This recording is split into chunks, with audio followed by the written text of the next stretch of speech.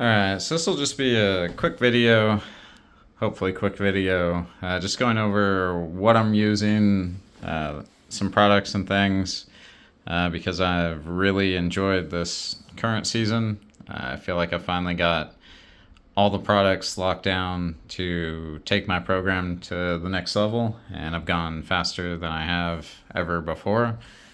So while it's not the prettiest vehicle on the road, definitely, I do have a new body that I'm gonna hopefully get dialed in. I'm just gonna go over what I'm running now and give people an idea, what works for me. So here it is. This is my outlaw car. I'm running an R1 Corvette body. This one is, I believe, the medium stiffness. I've had great success with this body. I like it a lot. It fits really well. It looks really cool, in my opinion. I like the stiffness of the nose that they've done there. And for a wing, I'm running Greg Bridgewater's Urban Urban Assault, I believe it is. Running his wing. It's done really good. It's obviously beat up quite a bit. It's a great budget wing for sure. I believe they're like $25, something like that.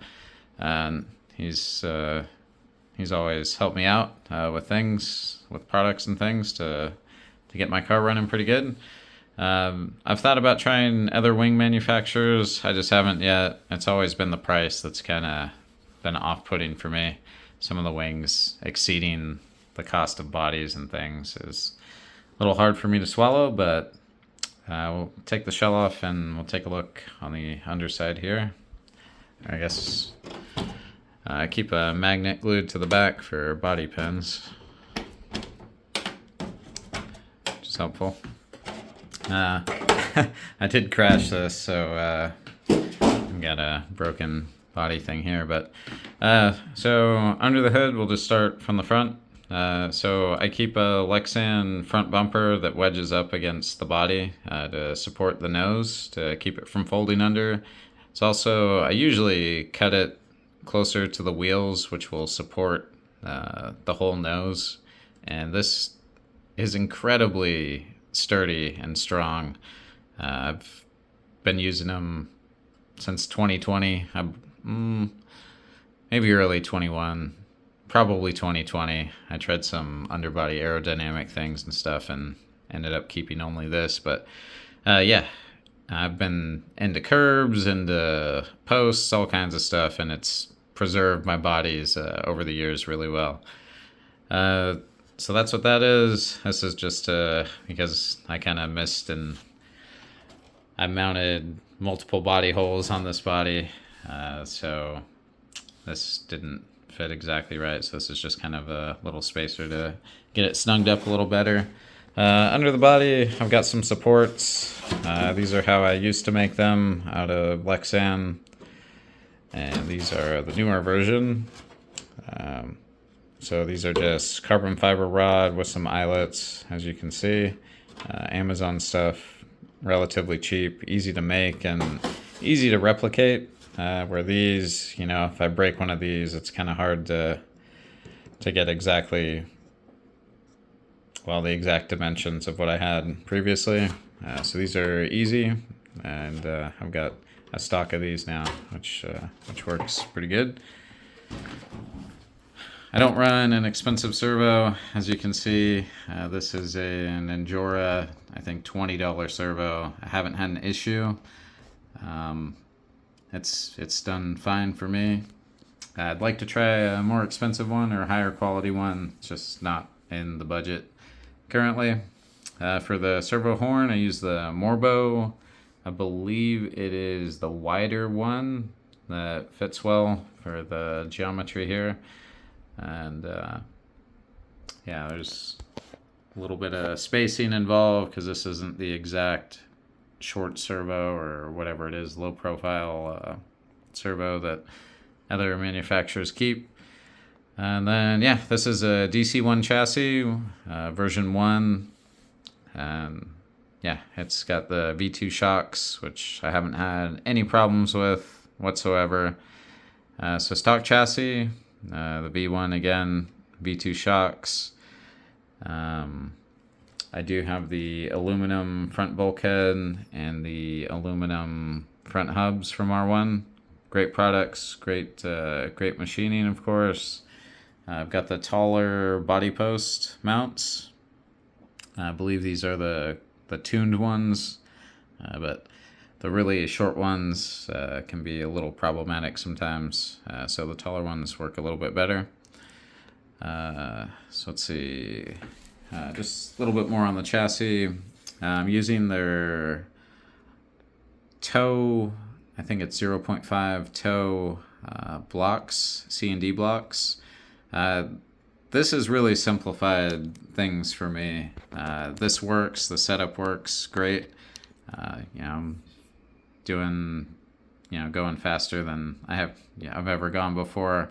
And this keeps things nice and simple. I don't have to worry about pills or pill management, anything like that. No breaking pills, no wallowing, having them get loose or anything like that. At one point I was running associated C&D mounts, not on this car, but another one, and I've had the pills break out. So this is just kind of a common sense thing that increases durability that I really like, and again just keeps it simple, which I really like. So that's those. I'm running the, can't remember the term for these, but these are the Delrin rear arms, and these are really nice. They're a little spendy, but I think they're worth the money. They help keep your dog bones straight across, and I've had great success with them. I haven't broken any.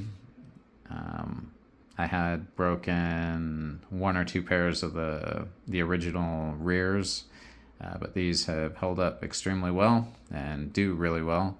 They're also swept forward. I think that's what their title is, forward sweep arms, something like that. But they're made out of Delrin, so they're stiff, they're strong, they're durable.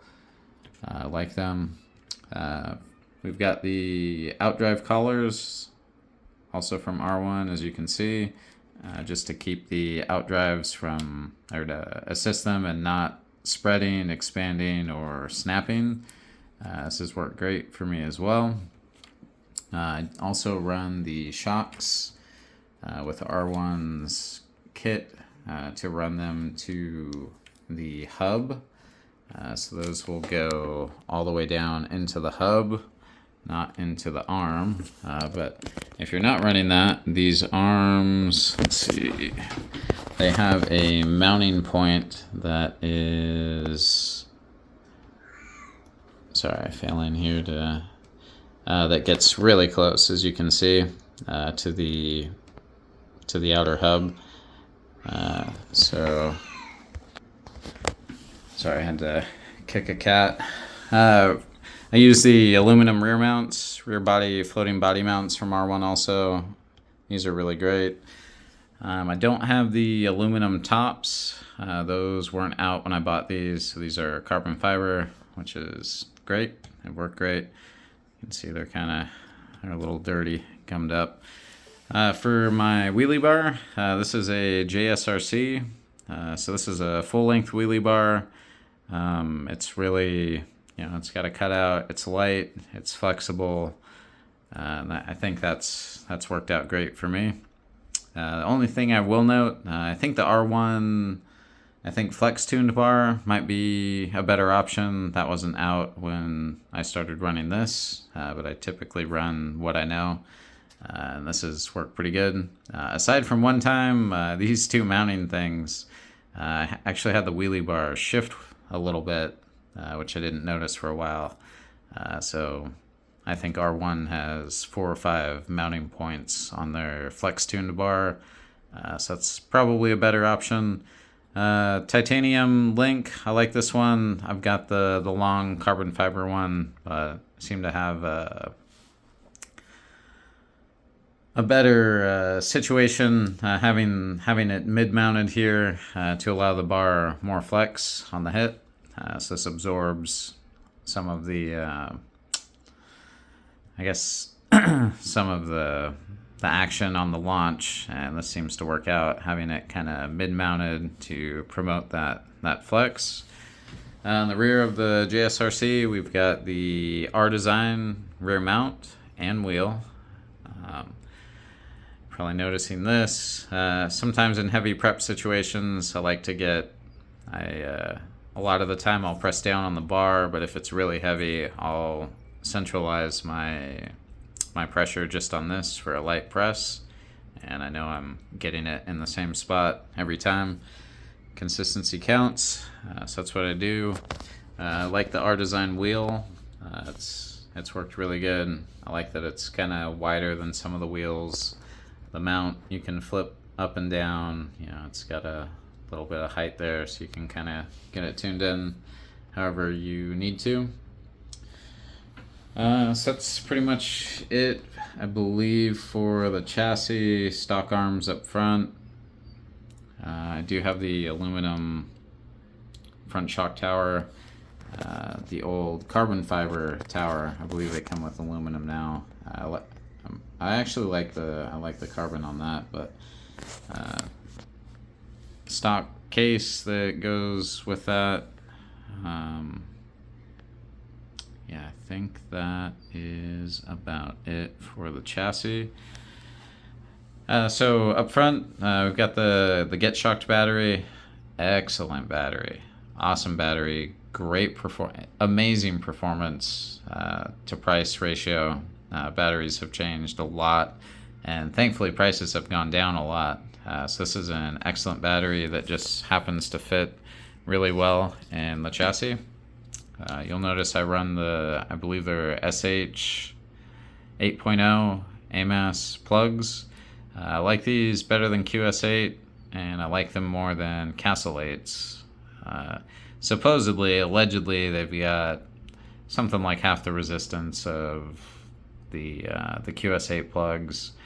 I'm seeing amazing performance out of this battery with these plugs. Also, I don't know if there's something to do with the plug or what, but yeah, they're working for me. They're pretty stiff. They're kind of a pain in the ass, but yeah, that's what's been working for me. Cap pack, we've got the R1 30-gram cap, just soldered into the ESC, trying to do the shortest path that I could. And then, of course, the heart of this operation is the Ghost RC Cobra 8 Ace. Awesome ESC. I think everybody knows that at this point, but I really like the program throttle that's featured in this one. It allows you to go really fast with any remote. When you're on a budget, that's a great thing to provide people, because this is really expensive to get into. So we've got the Castle Quick Link to go with that, and also the Castle sensor wire adapter. So unbeknownst to me, because I've never ran Castle products, their stock sensor wire is wider than a standard sensor wire. So they do sell an adapter, which is what's pictured here, to go to a regular sensor wire, which is what I'm currently using. Their stock one works fine too. It's really long, and in the event that I need to swap sensor wires, I don't have any extra Castle ones, but I do have many of these, so I decided to use the adapter there. For the plugs and wires, I cut down the bullets to lay them down sideways, ADOG wire, battery, and motor. I've got an open bearing behind this that I decided to try to cover just to keep debris out of that. That's not me trying to hide anything. That's me trying to keep debris out of a bearing. So that's that. Everything with that. Let's see. For gears, I made the swap to what is it, 32 pitch. I really like the BBM spur gears. They're really stout, really nice and they're working really well. I believe that the pinion is 5-star. It might be BBM also. I believe they're essentially the same thing. Gearing I'm running currently 66 and 17. That's 10.09 FDR. A little bit lower than what a lot of people and me personally previously have tried, but seems to be working really well. One other thing I forgot to mention from R1 is their most current edition of their slipper eliminator is amazing. Like, it is so good. It fits the shaft extremely well, and it's got a really a massive contact surface to the shaft, which is extremely stout. I've actually stripped out other slipper eliminators, but their latest edition of their slipper eliminator is fantastic. I can't recommend that more. It comes with a matched top shaft, and it's really good. Really, really, really, really good, in my opinion. Stock Ghost motor. Nothing special going on there. Well, I believe I have a video on degreasing the bearings that come in this, which can get you some performance. That's kind of a big one.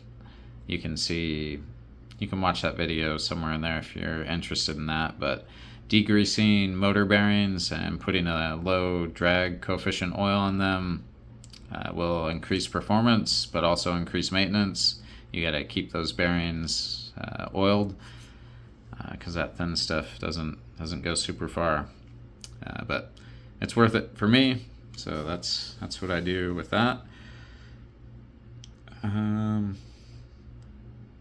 think that's everything pictured there. Tires and wheels, I've been running Accelerates, I think, since they came on the market. They've been fantastic for me with everything. These are their newest Pro Light wheels. I think they're called something light. Great wheel, super light. I'm running whites with the purple Pro Foams, and just money. Like, I don't know, like I've had, again, such great performance out of everything I'm running this season that everything's just working. So yeah, Accelerate, whites, purple Pro Foams. One thing I'll mention, if you do get the Pro Foams, one thing that I came up against was the foams have an inner closed cell foam. Sometimes that can block an air channel in the wheel. Like right now, you can hear that breathing. That's what you want. If you don't hear that, you may need to vent the inner foam. And that's real simple. Like, I just have a small drill bit that I personally use, but probably something like a paper clip or a toothpick can do it. So you just simply go into the vent holes that you have in the wheels, and just, don't crank it in there and pop a hole in the tire or even get to the tire, but just be mindful and try to get a vent hole through that, or a couple, and they will breathe and operate beautifully. Like, I really like these tires. Always have. That's what I've been running. I've tried others, but this is it for me. Same for the fronts. The fronts are just amazing. Like, they're perfect. I can't glue a tire to save my life, and I mean that when I say it. But these glue up pretty easily, and they're super light. They're belted. I run the regular ones, not the extra hard ones. If you're in a super high grip track, you can probably get away with I believe they're extra hard, or maybe they're just termed as hard. I'm not sure. But I like having a little bit of grip, just if I have to steer or to keep the car on track. So I like just the regular ones. They were exceptional. Always have. I think they've been the front liner for front wheels for quite a while, especially for me. You'll notice I take a white pen, whiteout pen, and do a little thing there. That's just for slow-mo video, so I can see what's going on there. Let's see. I believe that is everything on the car. Yeah, I think that's it. You'll have to ignore my jumble of wires there, but that just kind of zip ties in there really nicely. So I've been a little lazy on trying to trim those down and make that nicer. But yeah, I've got my GNSS up here. This will be replaced with a product that I'm extremely excited about, the race box. So that'll get moved into that position and will completely take over the GNSS market. Or at least that's what it looks like, with awesome abilities, like things, being able to track 6 foot, 66 foot, and 132 feet. Timings all in one run will be awesome, as well as being 25 hertz versus the 5 of the GNSS, so 5 times more granular, I guess you could say. So I think that'll be a massive upgrade and really not that much more expensive than the GNSS. At the time of this video, Outlaw 15 is a discount code to get 15% off. If you're sketched out a little bit about the race box coming from China, I believe it is, the shipping's crazy. Like, I ordered one yesterday, and it's supposed to get here in a couple of days somehow. I don't even know how that's possible, but we'll see. Really excited to try that. Last thing on the car is the bearings that I'm running. So I've used Witt's bearings, which I really, really like, and most currently I'm running Nick Bell Racing Orange Shield bearings, and I probably have a video on those as well, but they are excellent, great performance, crazy free spin. I think I don't even know how many minutes, something ridiculous, free spin, so those are everywhere on the car currently, but Witt's is a great product also. Really like them. Okay, I believe that's actually everything on the car now. So I'll go into some other products that I use when I'm out at the track. So the radio I run is the Radiomaster MT12. Awesome radio. Insane radio for the cost of like $120, somewhere in that ballpark. You can get I can't remember what the battery is, but rechargeable battery, and you can charge it in the back, and it has crazy low latency. I was running a radio link and seeing reaction times of high 0.3s to even into the 0.4s. This has brought me into the 2s, sometimes the low 2s. So it's been a great upgrade, and works really well with program throttle because I don't have to do anything in the radio to drive the car. It's all done through the ESC, but this does have the functionality to do it the other way as well. It's just a little trickier to set up. But that's the radio I run. Really high quality feel, just performance, latency. They really knocked it out of the park on this one, in my opinion. I do run a drill. I use this to clean tires. So just a DeWalt drill. Let's see. So getting into what I take with me. Obviously, a thing of tools. Use an electronic screwdriver that has a static RPM. I use this to apply my prep So I have also to heat my tires, so everything is consistent with that. This is just a cheap Black & Decker. This filthy wrap on it was to hold this button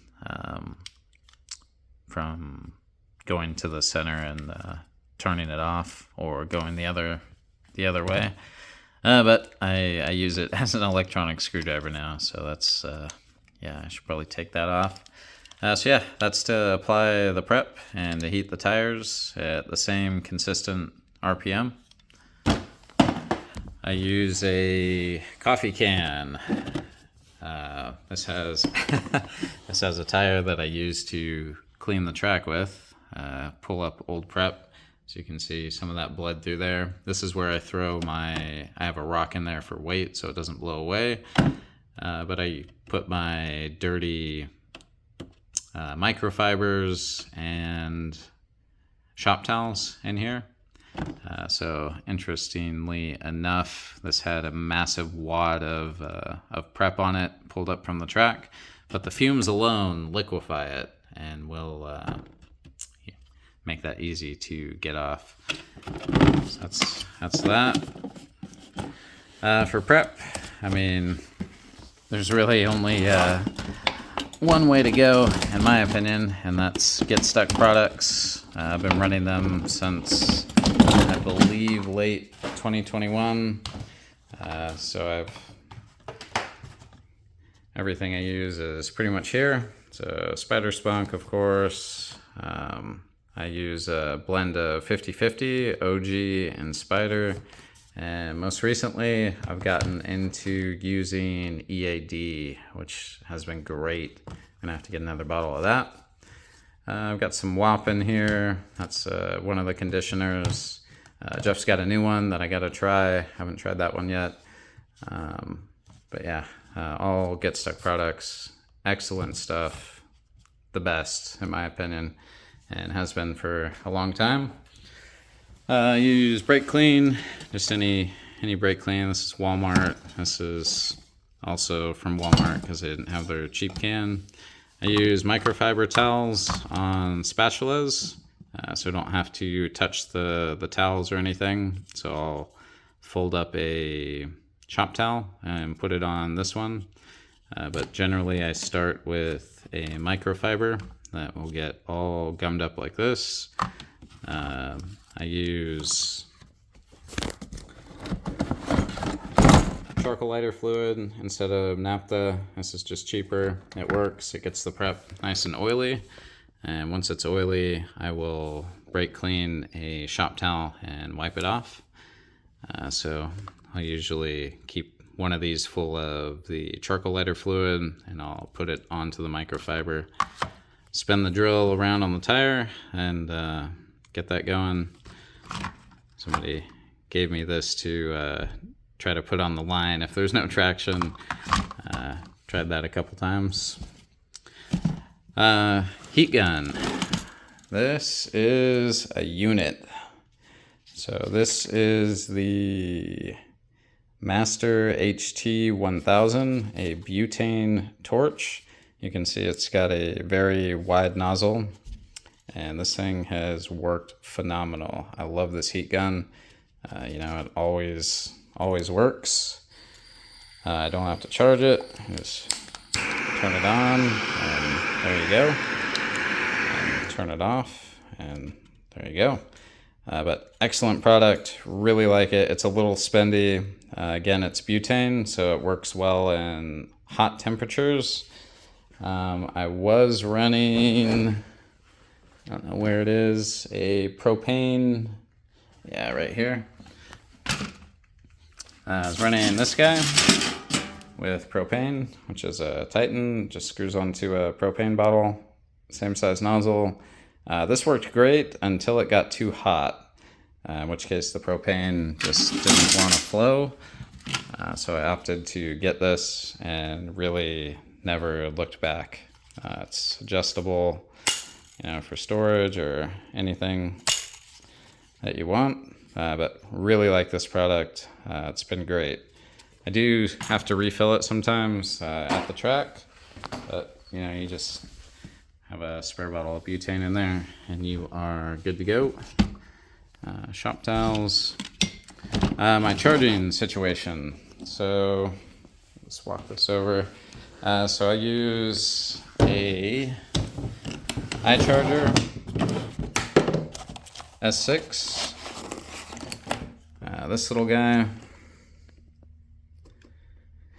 is a powerhouse. So it does use the XT90 input and output plugs, and can do 40 amps up and 40 amps down discharge, which is great. If you want to cycle batteries, the performance out of the Get Stuck battery, I don't really worry about it because it's just so good. I operate or run this charger off of the CHNL 6S battery. So this is a 9500 mAh battery, so I can run all day as long as I want with this. But the added feature of this running battery input is that I can use the iCharger's regenerative discharge to cycle and or discharge batteries, and again up to 40 amps. If you're interested in that, I've got a video on how I set that up when I initially got it.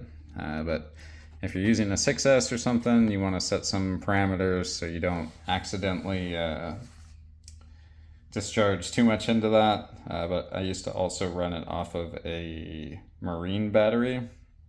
Marine battery being crucial. Let's here. So I kind of, I think this battery is about dead, but just a cheap marine battery has a ton of juice, and marine and RV batteries are meant to go low into discharging, not just pump a lot of amps to crank a starter. So for trolling motors, things like that, you can discharge these down a lot lower and they will still perform and hold voltage. So this is a great option to run an iCharger or any charger that will take DC voltage.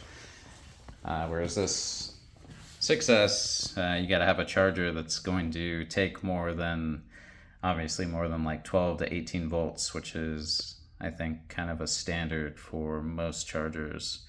But yeah, 40 amps up, 40 amps down when using this. So I'll usually just discharge my batteries into this guy at the end of the track day while I'm picking stuff up, and I'm good to go. I think that is about everything. I've got a miscellaneous container with a bunch of parts and other things, but yeah, in a nutshell, that's everything that I'm running, and everything is just working so great. Like the car, the DC one, the Accelerate, the Ghost, Nick Bell Racing, just all that stuff. Get Stuck products, obviously. And yeah, Radio Master, really good. So I just figured I'd share. This turned out to be a really long video, but that's what I'm running. That's what's been working really well for me. Just putting that out there for anybody who might be interested for whatever reason. I know I'm not a quote-unquote fast guy, but if you see this video or you're looking to get into NPRC, that's just kind of a rundown of what I take to the track and what's been working well for me. Hope that helps somebody out. Thanks for watching, and we will talk to you later.